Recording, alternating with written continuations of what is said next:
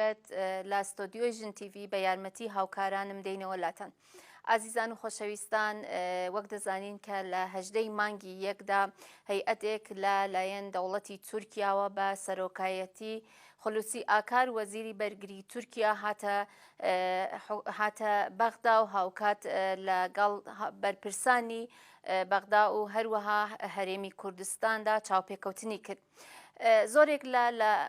لە کەسانی سیاسەتمەدار هەم لە هەرێمی کوردستان و هەم لە عێراقدا ئەم سەردانانەیان بە سەردانێکی مەترسیدار ناوزەت کرد و هاوکات ئێمە دەمانەوێت لەم بەرنامەیەدا باس لەسەرەوە بکەین کە ئایا سەردانی خولوسی ئاکار لە کاتێکی ئێستادا لە کاتێکی بەم شێوەیەدا ئامانجی چییە و پلانەکانی پشتی ئەم سەردانانە چییە؟ بۆ زیاتر گفتگۆکردن ئێمە ئەمڕۆ میوانداریمان کردووە لە بەڕێزان نورچەند حسێن نوێنەری ڕێوەبەری خۆسەری باکوور و ڕۆژهەڵاتی سووریا لە هەرێمی کوردستان. زۆر بە خێراتی بەڕێز نورچەند سپاس دەکەین. هەروەها بەڕێز ڕووناک مەجید ئەندامی دەستەی هاوسەرۆکایەتی تەفگەری ئازادی کۆمەڵگای کوردستان. زۆر بە خێراتن بەڕێزیشتان، سپاس دەکەین کە ئەمڕۆ لەگەڵمانن. سەرەتا دەمانەوێت بچینە لای بەڕێز نورچەند ئەمانوێ باسێک لەسەرەوە بکەن بۆمانیان خۆت لێکدانەوەی بەڕێزتان لەسەر هاتنی وەزیری بەرگری تورکیا خولوسی ئاکار چییە و ئێمە وەکو باسمان کرد کە زۆرێک کاردانەوەی لێکەوتەوە هاوکات سیاسەتمەدارانی ئەم وڵاتە بە سەردانێکی زۆر خەتەرناک و گەلە کۆمەیەکی تازە دیسان لەسەر گەلی کوردەوە ناوزەتی دەکەن. فەرموو. یعنی تێ زانین کو حکوومەتی تورکیا یعنی ڕێژیمی تورکیای نەها bi serpereştiya AKP MHP taybet yên ku yani tam faşizmê temsil dikin, yani nûnerayetiya antidemokrasiyê temsil dikin û rejimê Türkiye rejimekî şer e, yani rejimekî ku her bi şer siyasetê xwe pêktînê. Xuya kir yani ji wexta Erdogan hatiye ser hukmê Türkiye çiqas şer çêbûne û Türkiye êrişkiriye li her cihê, yani li Rojavayê Kurdistan, li Başûr, li qadîparastinên medya, li gelek welatên Rojhilata Navîn û li Bihraspî û heya bigîne Ermînya. Yani tê xuyakirin ku îdî bi awayekî fermî wezîrî parastinê vê rejîmê îdî yani hevdîtina li gel welatên herêmê çê dike ji bo şer pêk bîne. Yani xuya ye ji ber ku heger bi siyaset, heger bi diyalog, heger bi dan û standina ba wê kesekî siyasetmedar ji hikûmetê bihata. Lêbelê kesekî leşker û cihetekî leşkerî temsîl bike li gel حکوومەتی عێراق و هەروەها گەل حکوومەتی بگرە ئەو کەسانش کە لە شاندەکەدا جێگەیان کردووە هەمویان هەر ئەندامی بڵێن بەرگری و دیفاع و پاراستنی تورکیایە. هەم بەرگرینە یعنی هەم پاراستنێنە هەم ژێ استخباراتێنە، یعنی هەر شاندەین بڤی ئاوایی یەن استخباراتی ئەمنی و یەن پاراستنێ هاتنە ئەوە جارەیەکەمینە لێبەلێ divê carê da xuya dike çima yani gotin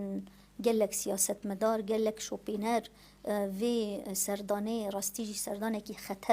xeternak dibînin ji ber ku rewşa ku em nihatê de jiyan dikin rewşekî rastî jî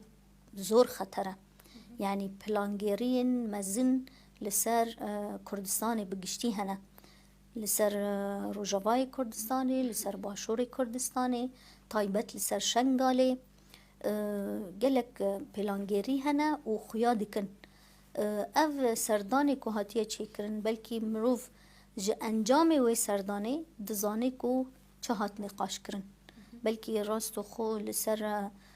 ragihandinê diyar nekirin ku çi nîqaşkirin bi taybetî. Lêbelê piştî serdan qediya ji lêdwan û daxuyaniyên Erdogan û rejîma Tirkiye û AKP bi taybet xuya kir ku ew serdan bû çi bû. Yani lêdwana piştî serdanê hat kirin ku ئێریشەک وەرێکردن لەسەر شنگال و دێرێکێ. بەڕێز نوشان ئێوە ئاماژەتان بەوەیە کە لەم ئەم سەردانانە مەترسێکی زۆر گەورەی هەیە هاوکات لەسەر ڕۆژئاوای کوردستان جگە لە شنگال و مەخمور و هەروەها کەرکک و ئەمانە جگەلەوە باستان لەوە کرد کە مەترسێکی زۆر گەورە هەیە لەسەر ڕۆژئاوای کوردستان. ئەگەر هەندێک لەسەر و مەترسیانەی کە بڵێن ئەم سەردانانە تایبەت تهدیدی ڕۆژئاوای کوردستان دەکات چیە فەرموو؟ یعنی خویا کرد هەری داوی دەولەتە ترک بە ئێریشên xwe û bi êrişên xwe yên him devkî him jî êrişên xwe yên rastixwe. Xuya kir ku metirsiyekî mezin careke din çê dike, xeteriyekî mezin heye. Em bêjin me got piştî serdanê Xulûsî Akar ji bo Iraq û Herêmê yani komkujiyek hat çêkirin li herêma Şehba. Yê ciyên ku penaberên Efrînê lê jiyan dikin. Careke din qezîfe ji aliyê Tirka de hat û zarokên Ereb bûn yê ku hatine kuştin. û hinek jinên Efrîniyên li wê derê jiyan dikin penaberin yani li ciyekî penaberiyê ne bi cî bûne li wê derê komkujiyek pêk hat yani çend kes hatin kuştin. Ev kiryarên dewleta Tirkin yani kiryarên her bi komkujî, her bi lêdan, her bi di hundir Rojavayê Kurdistanê de ji gelek ciyan da hewl tê kirin ku careke din herêmeke din bi destxwe bînin û dagir bikin. Yani dewleta Tirk hîne plangeriya dagirkirinê dev jê bernedaye. Niha li Rojavayê Kurdistanê li Eyn Îsa plangeriya dagirkirinê bû. Yani xwestin têkevin Eyn Îsa û Eyn Îsa bi giştî dagir bikin. Ji ber ku berxwedaniyekî mezin ji alî qesede de hat çêkirin û ne ku awayekî rast û xwe Tirkiye bi tayara êrişkirina bi rêka çeteyên xwe yên Ceyşil Wetanî yên ku bi emrê wan hereket dike û derbas dibe xwestin çê bikin. Gîşt astekê ku ev yani helwestên Tirka û komkujiya ku hatiye çêkirin û êrişên herî dawî careke din Daeş derket ser meşhedê yani di hundir Rojavayê Kurdistanê da du jinên Ereb yên rêveberiya xweser yên xebatkar ji aliyê Daeş de hatin serê wan hatin birîn. Em yani vê çawa dibînin em bi hev re girê didin zaten girêdayî ye bi hev re. Kengî dewleta Tirk helwestê xwe bi quwet kir û lêdwanên wisa agir dan Daeş careke din jîn dibe û kiryarên gelek hovane bi serê mirovahiyê de çê dike. دەمانوێت بۆ ئەم پرسیارە بچین لای بەڕێز ڕووناک بەڕێز نوشانیش ئاماژەی پێەیە یانێ دوا بدوایەوەی کە سەردانی خولوسی ئاکار کرا و هاوکات ڕۆشنەوەی بۆ وڵاتەکەی خۆی و دوای ئەو لێدوانانەیش کە درا یانێ یەک لە قسەکانیان ئەوە بوو کە گوتیان کەی ئێوە ئایا هینتان چییە ئامانجتان چییە لەم سەردانانەوە وەزعی شنگال چی لێ تێ دەڵێ هەر کاتێکە بمانوێت ئەم ئەتانین کە هێرش بکەینە سەر شنگال لەوانەیە لە دەقەدا هێرش بکەین و هاوکات وەکو بەڕێزیش باسی کرد کە لە دوای ئەم سەردانانە بە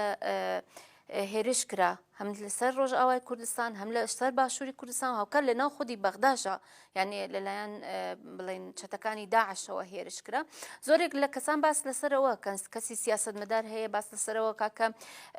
دەستی ڕاستەوخۆی دەوڵەتی تورکیا لە پشتی ئەم هێرشانە هەیە بە ڕێگای بڵێن چەتەکانیەوە چەتەی بڵێن داعشە و ئەو زۆرێک کە بە ناوی جیاواز لەو بڵێن پارچەکاندا هێرش ئەەکەن ئەمانە هەموو ڕاستەوخۆ دەوڵەتی تورکیا دەڵێن باس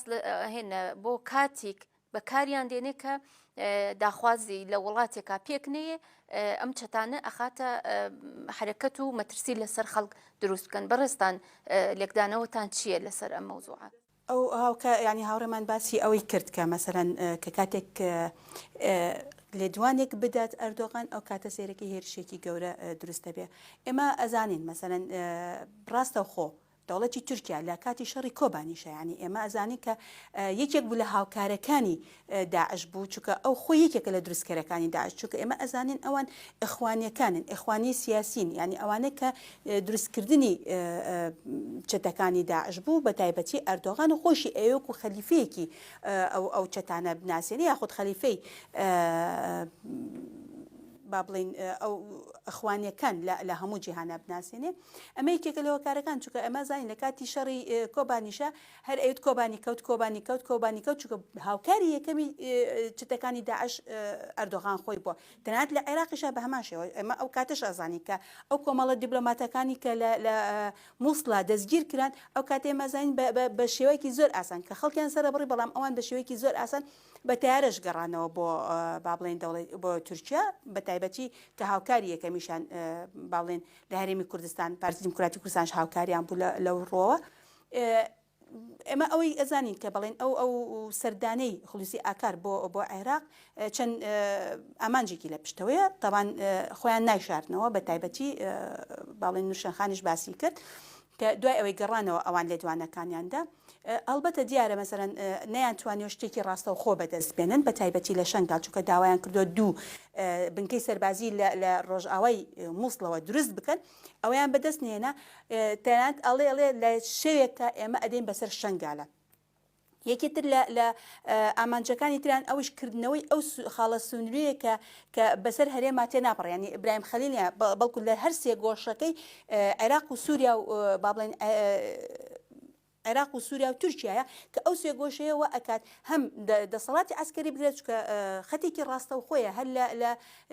لەو خەتەوە یەکسەر بۆ مووسڵ و لەوێشەوە بۆ بەغاو بۆ شێوەکانتر و ئامانجیشی لەوەی کە خەتێکی قیتاریش با بڵێن شەمەنەفەریش دروست بکات لەو خەتە ئەمە تەنها با بڵێن پرۆژەیەکی ئابووری نییە پرۆژێکی سیاسیە بەنسبەتەوە پرۆژێکی ئابووریە پرۆژەیەکی با بڵێ ئەسکەریشە تەنانەت چونکە ئەزانێت کە ئەو هێڵە یەکسەر ئەبڕێ ئەو هێڵەی نێوان با بڵێن باشووری کوردستان و ڕۆژئاوای کوردستان ینی بە ئاسانی لەو کاتێ ئەتوانێت هێرش کاتە سەر باش ڕۆژئاوا بە هەمان شێوشە بە ئاسانی ئەتوانێت هێرش بکاتە سەر شەنگەل ناشی شارەتە تەنات کە هەر چوونەوە بۆ تورکیا یەکسەر لەوێ ئەڵێن ئێمە هەرێمی کوردستان ئەبێتە بەشێک لە تورکیای گەورە جاران ئەیاوت هەولێر و کەرکووک و با بڵێ مووسڵ ئەمانە بەشێکن بەڵام هەرێمی کوردستان ئەم جاریان بەگشتی ئامانجیان ئەو بکە هەرێمی کوردستان بەگشتی بخەنە سەر دەوڵەتی تورکیا ئەمە ئامانجەکانی دەوڵەتی تورکیاوی کە لە ئامانجەکانی خەلیفەی ئەردۆغانی کە خۆشی بە خەلیفەی عوسمانیەکان تاکۆ ئێستاکە ئەناسیێنێ چونکە حتا تۆ ئەگەر سەیری دیزایانی کۆشکە تازەکەش بکەیت کۆشکە تازەکەش بە هەمان شێواز دروستی کرۆکە وەکو بۆ خەلیفەیەکی عوسمانی دروست کرێ ئەمانە هەموو یەکێک لەو بابەتانی کە دەوڵەتی تورکیا ڕاستەوخۆ ئەوێ هێرشەکانی ئەنجام بدات چونکە هەم لە ڕووی ئابووریەوە شکستێکی گەورەی هێناوە هەم لە ڕووی سیاسیشەوە شکستێکی هێناوە هەم لە ڕووی نێودەوڵەتیشەوە شکستی هێناوە چونکە ئێمە ئەزانین ئێستاکە ئەمریکا یەکێک لە سزاکانی کە ئەخاتە سەر دەوڵەتی تورکیا تەنانەت وڵاتانی با بڵێن یەکێتی ئەوروپاش سزاکانی ئەخاتە سەر چونکە لەسەر جێبەجێکردنن ئێستاکە ئەمانەوە ئەکات کە لە ڕووی ئابووریشەوە شکستێکی گەورە بێنێت چونکە دەوڵەتی تورکیا یاری ئەکا ئەوێ لە هەرشی شوێنێکا بێت بتوانێت دەسەڵاتێکی زیاتر بۆ ئەوی با بڵێن فراوان خوازیەکەی هەژمونونەکەی خۆی زیاتر بکە لە ناوچەکەیە بۆیە مەسەرەن تا بتوانێت پێش ئەوەی کە شکستێکی گەورە بێنە بۆی بتوانێت کە زیاتر شوێنداگیر بکە وەکۆزانین جگە لە ڕۆژئاوای کوردستان هێرشەکانی بۆ باشووری کوردستان جگەلەوە بۆ لیبیا تەنانەت ئێستاکە با بڵێن لە سوودانیش هەمان شێوە لە سۆماش لە هەمان شێوە ئەوێ باڵێن کارە ئەسکەرەکانی خۆی تەنانەت ویستی لە هێرشێ بکاتە سەر مسڕش بەڵام لەوێ ڕاوەستان بۆیە ئەمانە هەموو ئەوێ فراوانخوازیەکانی خۆی لە هەموو ڕێیەکەوە چونکە ئاوکارمە باڵێن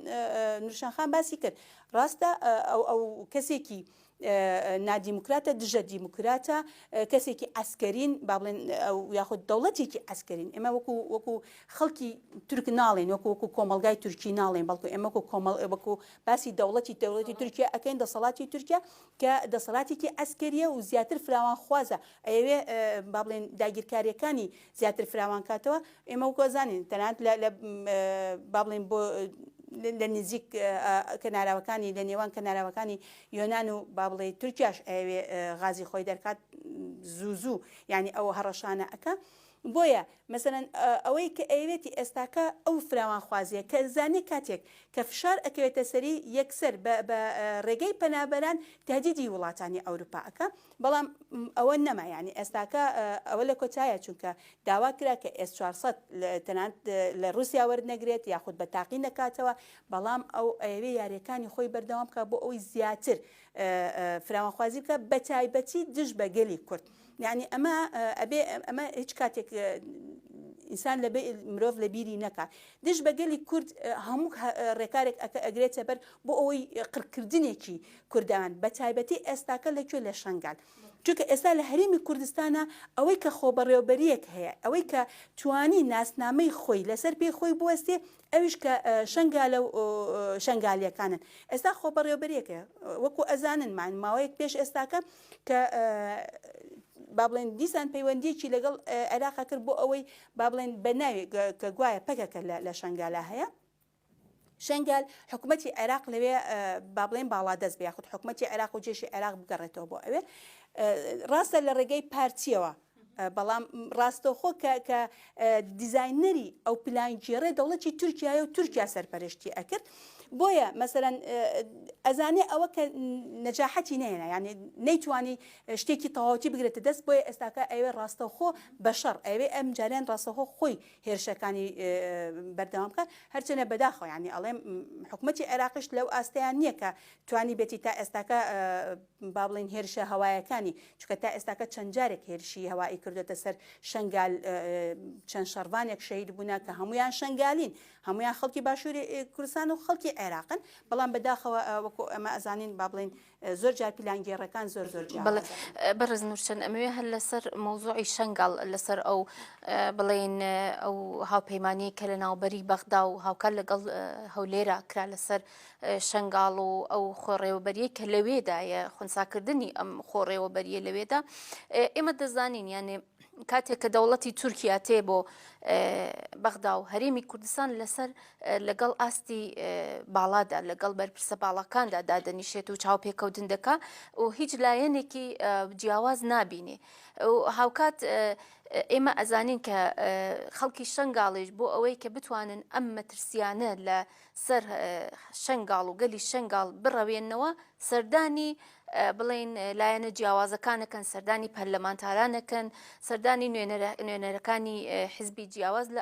عێراقدا دەکەن ئایا بە بڕوای ئێوە ئەمە چەندە ئەتوانێت کە ئەنجامێکی باش بدوای خۆیدا بێنێ بۆی کە بتوانرێ ئەو مەترسیە کە ئێستا هەیە کە هەم هاوکار لەلایەن دەوڵەتی تورکیا و هاوکار لەلایەن وەکو گوتمان ئەو ڕێکەوتنانی کە کراوە چەندە ئەتوانێت ئەو مەترسیانە بڕەوێنێتەوە ینی vê dawiyê xuya kir ew pîlangeriya li ser şengalê tê rêsandin û hewildanê ku bi giştî bi temamî îradeya gelê şengalê werê têkbirin yanî esas ev peymana ku hatiye çêkirin destpêkê peymanê yanî wekû nêrînê me em dibêjin destpêkê peymanê newsa bû yanî seretayî peyman xwastibû ku bi temamî şengalê tasfiye bike rêveberiya ku hatiye çêkirin ji gelê şengalê asayîşa li şengalê hatiye çêkirin ji gelê şengalê bixwe ye beşe mesela evna hemû dixwastin bi giştî bi temamî teslîm bikin û şengal careke din li hember dewleta Tirkiye ji dagirkeriyê revekirî bimîne yanî bê sîlah bimîne şengal bê parastin bimîne û dewletê Türk zaten vê dixwaze ku şengal bê parastin bimîne û dagir bike yanî yek ji pîlangeriyên stratejîk bû dewleta Türk ku bikeve şengalê û li şengalê bimîne îdî xilas yanî ev ne ji niha de xuya dike ji demekî gelek yanî lêdwanên resmî dewleta Türk hene ku bikevin şengalê na belkî cara yekemîn di dîrokê de di dîroka şengaliyan di dîroka civaka êzdî de helwestekî ewqas pîroz helwestekî zor bi nirx û şoreşgerî ji aliyê gelê êzdî de hat derxistin yanî ev e aslan wek reseniya gelê êzdî xuya kir ku ewqas li beramberî li beramberî ew qas fermana li beramberî ew qas komkujiyên bi serê gelê êzdî hatine çûn berxwedanî di dîrokê de hatiye çêkirin herî dawî jî li dema peymanê de ew xwepeşandan û ew nerazîbûn û ew karê ku diplomasî hatiye kirin ji aliyê şandeyên gelê şengalî rastî jî yani xuya bû ku helwestekî îdî civaka êzdî ne wek civakekî çavgirtiye ew nizane xwe biparêze yani gelê şengalê ne wek 2014 ne ne wek sisiyê tebaxê ku Daeş hat û êrîş kir û parastin nebû û her tişt wisa berbat bû. Gelê şengalê di van çend salan de rastî jî xwe bi rêxistin kiriye û kariye xwe biparêze û li hember pîlangerî û hember komployan hişyar e yani. Ji bo wê jî yani di peymana hatiye çêkirin de di navbera hikûmeta Iraq û hikûmeta herêmê de peyman esas belkî sedased ne li gorî îradeya gelê şengalê bû lê belê ne wek ku Tirkiye dixwaze jî yani ev tiştekî zor muhim e ku em wisa lê binêrin ku peymana hatiye çêkirin û halê şengalê niha ê vê demê ne yani li hezmê dewleta Tirkiye ne hatiye dewleta Tirkiye dixwaze şengal bê parastin bimîne esas ev yani helwesta gelê Kurd gelê Kurdistanî jî gelek girîng bû divê demê de belkî ne di asta ku dihat xwestin de yani diviya bû ji bo şengalê wek ku çawa ji bo Kobanê çawa bi giştî bi temamî gelê Kurd û dostên gelê Kurd rabûne ser piya û hêştina di encamê de Kobanê yani hem berxwedaniya hatiye çêkirin hem yekîtiya netewiya di Kobanê de hatiye çêkirin seferberiya Kurdistaniyan keç û xurtên Kurdistanî ji her çarparçê Kurdistanê derbasî Kobanê bûn li hember Daişê şer kirin û di encamê de koalîsyona navnetewî jî ji ber ku xelkê herêmê xelkê Kurdistanî bi giştî bû yek dest koalîsyona navnetewî jî alîkar bû ku Daeş têk biçe. Divê di hindir şengalê de jî wek ku Kobanê em lê binêrin yani rewşa şengalê ji bo Kurdistanê rewşekî stratejîk e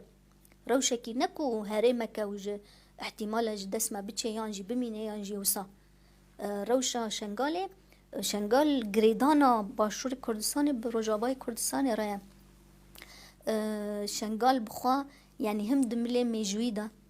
hem di milê çandî de hem di milê coğrafîk coğrafîk de rastî jî gelek girîngî xwe heye ger şengal ket destê dewleta Tirk wê demê êdî dibe gava yekemîn ku bi giştî Kurdistan û taybet başûrê Kurdistan wek ku heva li ronak jî daye xuya kirin rastî jî wisa ye yani ji bo wê tê xwestin ku temamî gelê Kurd li gel gelê şengalê bi yek helwest be yani partiyên siyasî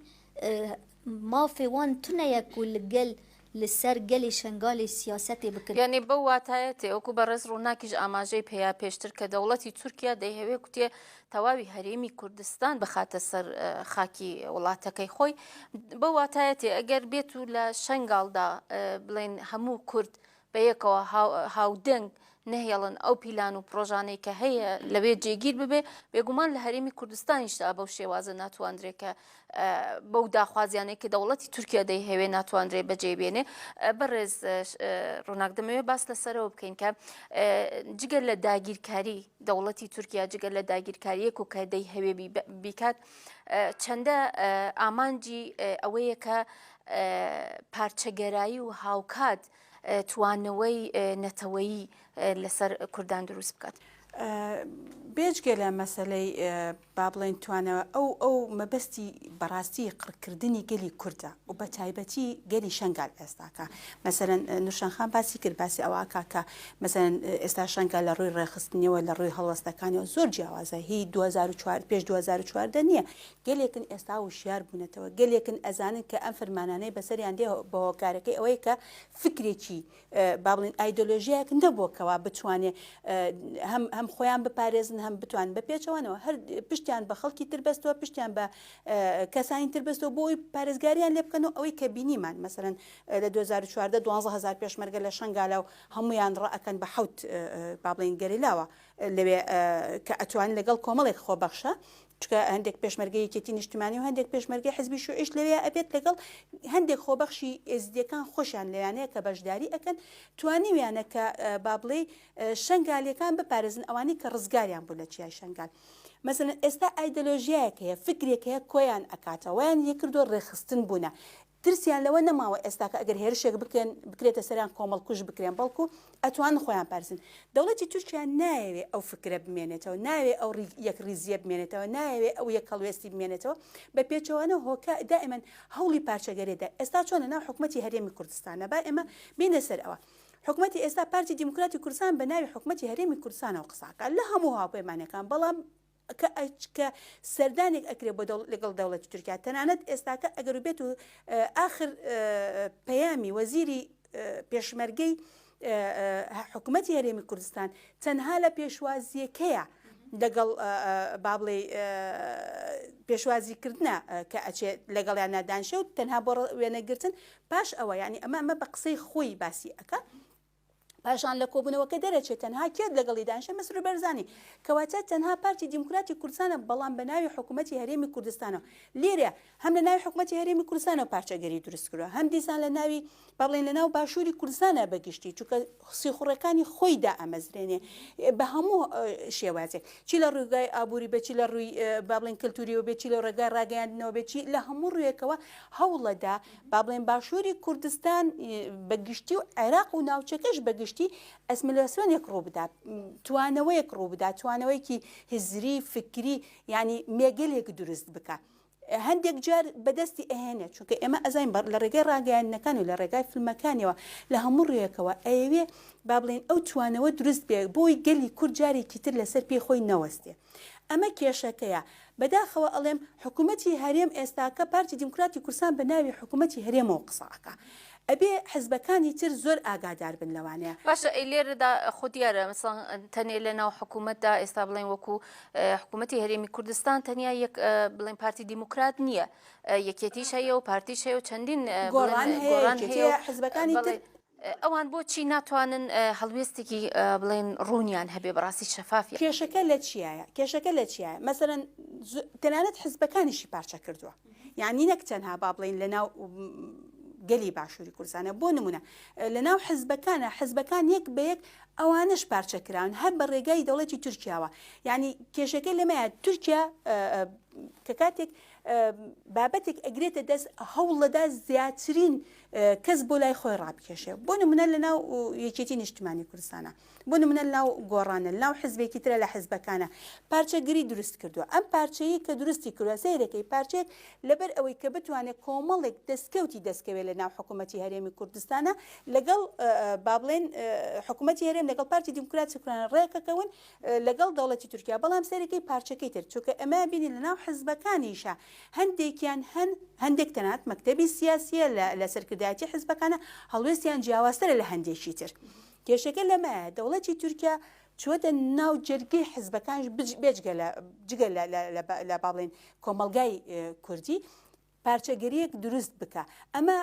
هەموو با بڵێن بەرژەوەندەکانی دەوڵەتی بۆی بەرژەوەندەکانی خۆی لە ئەرزی واقعا بتوانێت چۆن جێبەجێ بکە بەڵام بەداخەوە ئێمە هەم پارتی دیموکراتی کوردستان هەم ئەو کەسانی کە پشتگیری پارتی دیموکراتی کوردستانەکەن سیرەکەی بۆ چەند مانەوەی خۆیان بۆ بەرژەوەندی خۆیان سیرەکەی ئەو پشتگیری لە دەوڵەتی تورکیا ئەکەن بەڵام ئەو کەسەکانی تر سەرگەن کەسانی جیاواز هەیە کە بە پێچوانە لەگەڵ هەڵوێستی خەڵکان لەگەڵ هەڵوێستی نێتەوەیان ئەوەیە بەڵام بەداخەوە یعنی ئەمە سیرەکەی وای لێکردو ئەو پارچەگەری وای لێکرد نەیانتوانیوە کە بەیاننامەیەکی گشتگیر لە هەموو ئاستێکا دژ بە دەوڵەتی تورکیا من بکەن چکە ناڵێم ئەو پارچەگەریە کە دروست بۆ لە ناو حزبەکانشە ئەمە هۆکارەکەیەتی بۆیە بەڵام بۆ گەلی شنگالوانە چونکە ئێستا شنگال خۆ بەڕێوبەرێکی هەیە ئاسایشێکی هەیە بەڵام شنگالیش تەنانەت لە دەستوری عێراقیە یە بەشە لە دەستوری عێراقا بوونی هەیە یعنی لە دەستوری مەسەلەن حەشدی شعبی لە دەستورە پاراستنی ڕەوایە بۆ کەمەنەتەوایەتەکانە بۆ با بڵێن کەمە ئاینەکانە یاخود ئاینە جیاوازەکانە ئەوانەی لە هی قڕکردن تەنانەت مەسیحیەکانیش ئەتوانن پاراستنی تایبەتی خۆیان هەبێ ئەتوانن سابئەکانیش هەیان بێت تورکمان ئەتوانی هەبێ بەڵام لە کوێرچیوەی جێشی عێراقیە یاخود لە کوێرچیوەی حەشدی شعبیە کە بابەتێکە یاخود مادەیەکە لە یاسای دەستوری عێراقیە نەک ئەو حەشدی شعبی کە ئەڵێن تەنها شیعەیە و بەم شێوازە بۆیە یە بەشە لە ناو دەستوری عێراقیە بوونی هەیە و ئەترافیشی پێوە کراوە بۆیە مەسەرەن دەوڵەتی تورکیا چۆن بتوانێت ئەمە لە ناو بەرێ چۆن ئەم خۆبەرێبە یاخود ئەم شێوازی کە هەیە تەنانەت حکوومەتی هەرێمش ینی ئەوێ ئەو دەستکەوتەی کە بە خوێنی هەزاران سەدان هەزار شەهید هاتوۆتە ئاراوە شنگال بە کۆمەڵکوژی چونکە ئێمە گەلی کورد لە با بڵێن بێجگەلەوە گەلی یەزیدی 72 فەرمان 73 فەرمانی بەسەر هاتووە بەڵام بەگشتی گەلی کورد لە هەر چوار پارچەی کوردستان بەردەوامی تووشی فەرمان هاتووە دەوڵەتی تورکیا هیچی ناشارێتەوە کە چۆن بتوانێت کۆمەڵکوژی بەرامبەر بە گەلی کورد قڕکردنی کللتوری بێ قڕکردنی با بڵێن فکری بێ هزری بێ نایەوێ با بڵێن گەلی کورد بە فکر بمێنەوە بۆیە هەموو خواستەکانی ئەو بۆ ئەوەیە کە بتوانێت ئەو پارچەگەریە دروست بکات و ئەو توانەوە دروست بکات دەستخۆش بێ بەڕێز نووشان ئێستا دەزانین یعنی مامۆستا ڕووناکیش بەرفراوان باسی لە ئەو پەلهاوێشتانەی دەوڵەتی تورکیا کرد بۆ سەر وڵاتانی دەوروبەر و هاوکار لەسەر هەرێمی کوردستان هەم لەسەر ڕۆژئاوای کوردستان ئەم پەلهاوێشتانەی دەوڵەتی تورکیا بۆ سەر ئێستا زانین یانێ لە ئێستادا گەلی کورد بەڕاستی گەلێکە کە لە ڕۆژهەڵاتی ناوینە هێزێکی زۆر گەورەیە و هاوکات بووە بە نمونەیەک بۆ تەواوی دنیا و هاوکات بووە بە خاون هێزی خۆشی و هێزی پاراستنی هەیە هێزی سیاسی هەیە و زۆر لە زۆرێک ڕوویەوە بەڕاستی پێشکەوتنێکی یەکجار زۆری بەدەستهێناوە ئەمە چەندە بڵین ینی ئەتوانێت بشکێتەوە بەسەر دەوڵەتی تورکیا بۆ خۆی چەندە ئەتوانێت کە داڕمانێکی بڵێن لە ڕووی ڕێوەبەریە و لە ڕووی سیاسی و لە ڕووی ئەسکەریە و لەسەر تورکیا بۆ خۆی بەڕێوە بچێت ینی دەگوتە کورد بوونە هێزێکی گەورە ئەم هینە نەبوونە هێزێکی گەورە ji ber ku hêzê gewre dibe yekîtî hebe heta hêzê gewre çêbe yanî mixabin belkî Rojavayê Kurdistanê weko şoreşî ev 10 sal li ser erdê jiyan dibe rêveberiyek hatiye ava kirin مثلا هێزی هەسەدا لەگەل تایبەتی لە بواری هێزی گەلەوە بەڕاستی ویستمان ئاماژەی پێین بڵێ ینی دەرڤەی هێزی فەرمینا ئەvە هێزی فەرمی بەلکی فەرمیەتی هەسەدا نیوە نیو هەیە یعنی فەرمیەتێکی عسکەری هەیە لێبەلێ فەرمیەتێکی سیاسی ڕێڤەبەری خۆ سەرهینە وەرنەگرتیە لێبەلێ ڕۆژاوای کوردستانی دەستکەفتیەکی بۆ گەلی کوردستانی بگشتیە یعنی دڤردا ڕۆژاوای کوردستانی تشتێک و چێکریە بەلکی بساڵان و بده ساڵان ئەv فرسەت بدەستمە نەکەتەوە وەک گەلی کورد لە باشووری کوردستانی ژی فەرمیەتێک هەیە هەرێمەک هاتی ئاواکردن ینی هێزی لەشکەری هەیە و ینی هێزên لەشکەری yên aliyên siyasiyên din مثلا ئەم بێژن بگشتی هێزا شەروان و گەریلا ئەو ژی هەیە وهێزا پێشمەرگە و هێزا هەسەدا و هێزا ینی لە چار پارچەین کوردستانی دن هێزێک هاتیە ئاواکردن لێ ئەv هێز هینە نەهاتیە گەل هەف گەر ئەv هێز ینی تشتێک و مە دکێ هێز هەموو زەمینێ وێ هەیە ئامورێک و وەک کورد ئەم ببن هێزێکی گەورە لە ڕۆژهێڵاتە ناوین ئامور هەیە لێبەلێ هین پێک نەهاتیە جبر چه جبر مخابن منهج تفکیر لایەنên siyasî cudane يعني بأوایکی کو لگل دولتا ترک چون دبینن دولتا ترک دولتا ترک یادا گرکر دولتا کی لهمبر هبونی کرده يعني اف رژیما نها رژیما کو آکپا و مهپا و اردوغان تمثیل دکه رژیما کو اوقاس پارتین سیخور دهندر باکور کردستان دا آبا کرنه اوقاس گل کرد با شر تایبت و میجی ششتنه خاپاندنه دهن جیادا بناو اسلامیت اوقاس باندکن و بناو اسلامیت خاپاندنه جواکه دکن و بریا شدت لهمبر سیاست مدارا دسکنن هال باکور کردستان بده هزاران و بلکه 100,000 جی مروفن کرد ین سیاست مدار ده زندانان دنه ریوبرن هدپه حمود زندانا دنه يعني دنیای دا تشتکی وسا دولتك دا نبويا يعني تشتكو دولتا ترك بسر كردا بسر سياسة مدار كرد و جواكا كرد سيفيلين كردا تيني دنياي دا تشتكي وسا نبويا هم دميجودا وهم حياة روجامية ايرو جبويوه نها برسگريكا ما چيا برسگريك كو ام هنك جماعة دولتا ترك وكا دجمني استراتيجي اف دولت وك دجمني استراتيجي دبينن دجمني هبوني كردا دبينن هنك جماجي دبيجن نا دولتا ترك دولتكي هرمية رسمية دوي ام بيرا بيمانا تشيكنو وعلاقات مي اقتصادية به تشتكي نورمالك وعلاقات اقتصادية علاقاتك تندرستي لقل دولة هرمي هبن لقل هفدك دولة جيران هبن ام ندجي بينا يعني تجاري مثلا وكا ريفابريا روجافا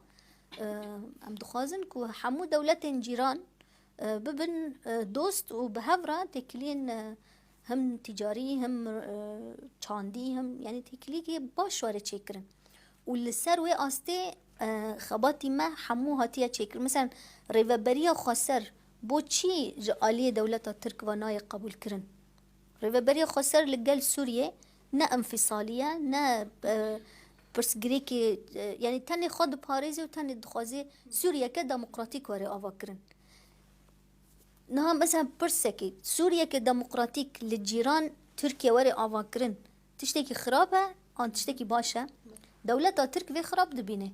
دولة ترك ناخوازي سوريا ديمقراطيك به دخوازي هر برسگريكو و كريزو و كومكوجي و شر لسوريا دوام كيش بويكو اف ديمقراسي درباسي دولة ترك نبه درباسي باكور كردستان نبه كو لور ريفابريه كي راستيجي ديمقراطي وري افكرن وكو رونق خانجي اماج بكريه يعني اما ام ندج من قالي تركن دقالي ترك سيستم ما ريفابريه خسر ريفابريه هري زيدا ما في قالي ترك د باريزيه هم لباكور كردستاني وهم لروجافاي كردستاني مثلا لروجافاي كردستاني تركمن بالتركماني دخينن تركمن يعني بزمان خوي دايكي داخفن ورسميات هون هيا هاو سروكي هدفش تركي كيكي هاو سروكي هدف تركيا يعني وكو جواكنا لبلي ريجيمي تركيا راستيجي دوي وري ناسكرن كل همبر هبوني قالي كرده گر هزين سياسي كردي ولايان سياسي في راستي نبينن وكو چون خو تسليمي دولتها ترك دكن يعني ام بفي اوي دنرخينن خطرية كي جورية خطرية كي كو ميناك بري في دولة بخشلي دليدوانا كي خدا دبيجي اما ام جالي كرد پر حزكن و ام جهولير پرتر جالي كرد ام جالي كرد باريزن يعني دبيجي بيتري هولير ام جالي كرد باريزن يعني افتي چواتي تواتي كو اصلا ب ريفابريا يعني هريما باشور كردستان هين حزم نكريا هين اعترافي بي نكريا هنا هر فكراندن و بيلانگيري لسر باشور كردستان يجي دوام كريا والله سپاس دەکەین بەڕێز ڕووناک کاتێکی زۆر کەممان لەبەردەستا ماوە لە ئێستادا چ بکەین کە بەڕاستی بۆ ئەوەی کە ئەم مەترسیە گەورەی کە لە ئارادایە لە ڕۆژی ئەمڕۆماندا بتوانین ئەم مەترسیە بڕەوێنینەوە لەسەر گەلی کورد و لەسەر پێگەیە کە هەیە ئێستا بە تایبەتی هەم لە هەرێمی کوردستان و هاوکار لە ڕۆژئاوای کوردستانیش ئەگەر زۆر کورد ئاماژەی پێن لە دقەیەکە زۆر مەمنونەبین. سپاس دەکەم. پێش هەموو شتێک ئەبێ بزانین تورکیا دەوڵەتی تورکیا لە شکستدایە. یعنی ئەمە لە ڕۆژهەڵاتی ناوڕاست و یاخود لە هەموو جیهانە دیارە چونکە پلهاوشتنەکەی ئەو زۆر ینی لە حەدی خۆی دەربڕیوە تەنات کۆمەلگای نێودەوڵەتیش هێواشاش خەریکە قوبڵی ئەوانە ناکە. ئەبێ ئەمە بزانین ئەبێ حکوومەتی هەرێم بە تایبەتی پارتی دیموکراتی کوردستان ئەبێ ئەوە بزانێ ئەگەر و بێت و تورکیا لە ڕوخانە بێ یاخود ئەگەر تورکیاش با بڵێن ئەم ناوچەیە داگیرکە ئەبێ بزانرێت هەدەفی یەکەمی چۆن سەیری گەریلایەکە ئەبێ ئاها سەیری پارتی دیموکراتیش بکە چونکە ئەو دژمنی هەمووی گەلی کوردە ئەبێ پارتی دیموکراتی کوردستان ئەوە بزانێ سەرانی پارتی ینی ئێمە مەسەرەن باسی ئەوە ناکەین با بڵێن پێشمەرگەیەکە یاخود کەسانێکی دڵسۆز هەن لە ناو پارتی دیموکراتی کوردستانیشە مرۆڤ هەندێک شت بەگشتی نەسەڕێتەوە بەڵام سەرانی باڵی ماڵی بارزانانی ئەبێ ئەوە بزانن هەدەفی سەرەکی دەوڵەتی تورکیا ئەوانیشە لەگەڵ شکستهێنانی دەوڵەتی تورکیا و لە ئارادایە ینی خۆشیان ئەوە ئەزانن چونکە جارجاریش با بڵێنە ئاگاداری ئەو بابەتن ئەبێ بزانن شکستی ئەوانیشە چونکە چندێک هاوپەیمانی لەگەڵ دەوڵەتی تورکیاکە ئەوە نەیتر بەرەو شکست ئەڕەنتەنات هەم لە ڕووی کۆمەلگاشەوە گۆمەلگای باشووری کوردستان حتا ئێمە ئەگەر بێت و ناو کۆمەلگای ئەوانەی بڵێن ئەندامانی پارتی دیموکراتی کوردستانژە بە هەمان شێوەیە قبوڵی ئەو سیاسەتە ناکەن ئەگەر و بێت و لەسەر ئەم سیاسەتانی خۆیانە بڕۆن پارتی دیموکراتی کوردستان ئەو با بڵێن دەستکەوتی کە لە باشووری کوردستان هەبوو لە دەست ئەچێ لە دەست ئەچێ بەچی شێوازێکە بۆ نمونە خاڵە سنووریەکان کە هەمووی کە گیرە چونکە ئێستاکە عێراق تهدید دەکا بە هەموو شێوازێک ئەگەر ئاگاتان لە ڕاگەیاندنەکانە هەیە عێراق ئەوێ خاڵە سنووریەکان بەگشتی وەرگرت و نەوتەکە یان تەسلیمیکە یاخود ئێمە بە زەبری هێز کە بە زەبری هێز تەسلیم کرا وەکو کەرکووک و ناوچە کێشەلاسەرەکانی لێدە ینی ئێمە ئەبێ پارتی دیموکراتی کوردستان ئەوە بزانێت یان ئەبێ خۆی لەگەڵ کۆمەلگای کوردیا و ڕێککەوێت و بگەڕێتەوە سەر هێڵی نەتەوەیتی یان ئەوەتانێ شکستەکانیش زیاتر ئەو ئەگرێتەوە نەک کۆمەلگا ئەتوانێت جارێکی تر هەڵسێتەوە کۆتا خاڵ کۆمەلگا دائیمەن ئەگەر فکرێک هەبێ و هەشە ئێستاکە لە کۆمەلگای کوردیا لە باشووری کوردستانشە خەڵکی وشار زۆرە ئەوەی کە لە خۆپشاندانەکانە بینیمان کە هێزەکانی ناو دەسەڵات قوبوڵ ناکەن یان هێزەکانی ناو حیزبەکان قوبوڵ ناکەن ئەبێ ئەوە بزانێ شکستی یەکەم لە هەموو باشووری کوردستان پارتی دیموکراتی کوردستان و بە تایبەتی بنەماڵەی بەرزانی شکستی یەکەم ئەوان شکستە هێنن بۆیە ئەبێ بگەڕێنەوە سەر هێڵە نەتەوایەتەکە نەک بەردەوامی خیانەتەکارەکان. دەستان خۆش بێ زۆر سپاس دەکەین بۆ بەڕێز نوشان حسێن نوێنەری خۆڕێوەبەری باکوور و ڕۆژهەڵاتی سووریا لە هەرێمی کوردستان سپاس دەکەین کە ئامادە بوون هاوکات بەڕێز ڕووناک مەجید ئەندامی دەستەی هاوسەرۆکایەتی تەفگەری ئازادی کۆمەلگای کوردستان سپاس دەکەین کە ئامادە بوون لەگەڵماندا ئازیزان و خۆشەویستان لێرەدا گەیشتینە کۆتایی ئەم بەرنامە تایبەتەیە هەتا بە یەکگەیشتنەوەیەکی دیکە هەرشاد و سەرکەوتوو بن. دەستان خۆش بێ.